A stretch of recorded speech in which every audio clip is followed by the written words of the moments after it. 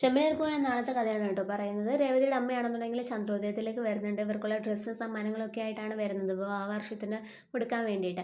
അപ്പോൾ ചന്ദ്രമതിയാണെന്നുണ്ടെങ്കിൽ രേവതിയുടെ അമ്മേനെ കുറേ കുത്തുവാക്കുകളൊക്കെ പറഞ്ഞ് വേദനിപ്പിക്കുന്നുണ്ട്. നിങ്ങളുടെ മകൾ ഇങ്ങോട്ടേക്ക് വന്നത് നിങ്ങളുടെ ഭർത്താവ് മരിച്ചതുകൊണ്ടല്ലേ, അത് നിങ്ങളുടെ ഭാഗ്യമാണ്, പിന്നെ നിങ്ങൾ സ്വർണ്ണവും വൈരമൊന്നും അല്ലല്ലോ കൊണ്ടുവന്നിരിക്കുന്നതെന്നൊക്കെയാണ് പറഞ്ഞ് ഇങ്ങനെ വിഷമിപ്പിക്കുന്നത്.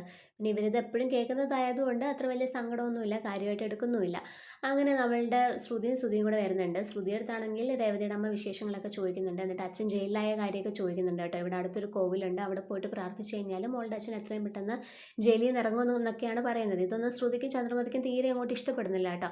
ചന്ദ്രമതി പറയുന്നുണ്ട്, നിങ്ങൾ എന്തിനാ ഇപ്പോൾ ശ്രുതിയെ അതൊക്കെ പറഞ്ഞ് വിഷമിപ്പിക്കുന്നത്, അതിൻ്റെ ഒന്നും ആവശ്യമില്ല, നിങ്ങളുടെ സഹതാപത്തിൻ്റെ ഉപദേശമൊന്നും അവർക്ക് ആവശ്യമില്ല എന്നൊക്കെ ഇങ്ങനെ പറയുകയാണ് കേട്ടോ.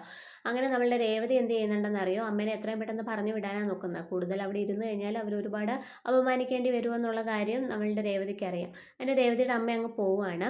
അങ്ങനെ നമ്മളുടെ ശ്രുതിയും ചന്ദ്രമതിയും കൂടെ ചെന്നിട്ട് രേവതിയുടെ അടുത്ത് വഴക്ക് കൂടുകയാണ് കേട്ടോ. എന്തിനാണ് നിങ്ങൾ ഇവിടുത്തെ കാര്യങ്ങളെല്ലാം ചെന്ന് നിന്റെ വീട്ടിൽ പറയുന്നത്, അതിൻ്റെ ഒന്നും ആവശ്യമില്ല, ഈ കുടുംബത്തിലെ കാര്യം ഇവിടെ തന്നെ നിന്നാൽ മതി, നീ നിന്റെ അമ്മയുടെ അടുത്തൊന്നും പറയേണ്ട ആവശ്യമില്ല, ഇനി മേലിൽ ഇങ്ങനെ ആവർത്തിച്ചു കഴിഞ്ഞാൽ നിന്റെ അമ്മ ഈ വീട്ടിലേക്ക് തിരിച്ചു വരാത്ത രീതിയിൽ ഞാൻ അപമാനിച്ച് വിടുമെന്നൊക്കെ ഇങ്ങനെ ചന്ദ്രമതി പറയുന്നുണ്ട്. ശ്രുതി ഇങ്ങനെ ചോദിക്കുന്നുണ്ട്, നീ എന്തിനാ എൻ്റെ കാര്യമൊക്കെ നിന്റെ അമ്മയുടെ അടുത്ത് പറയുന്നത്, നിന്റെ കാര്യമൊന്നും ഞാൻ എൻ്റെ വീട്ടിൽ പറയുന്നില്ലല്ലോ, അതുകൊണ്ട് നിന്റെ അമ്മയുടെ അഡ്വൈസൊന്നും എനിക്ക് ആവശ്യമില്ല എന്നൊക്കെ ഇങ്ങനെ നമ്മളുടെ ശ്രുതിയും രേവതിയെടുത്ത് പറഞ്ഞിങ്ങനെ ഇട്ടിട്ട് പോവുകയാണ്.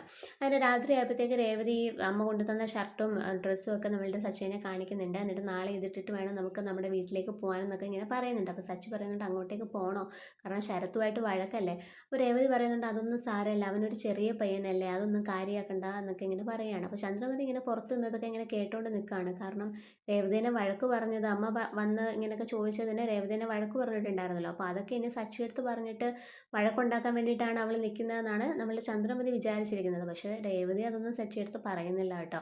അപ്പോൾ ഇതൊക്കെയാണ് നാളത്തെ എപ്പിസോഡിനകത്ത് വരാനായിട്ടിരിക്കുന്നത്.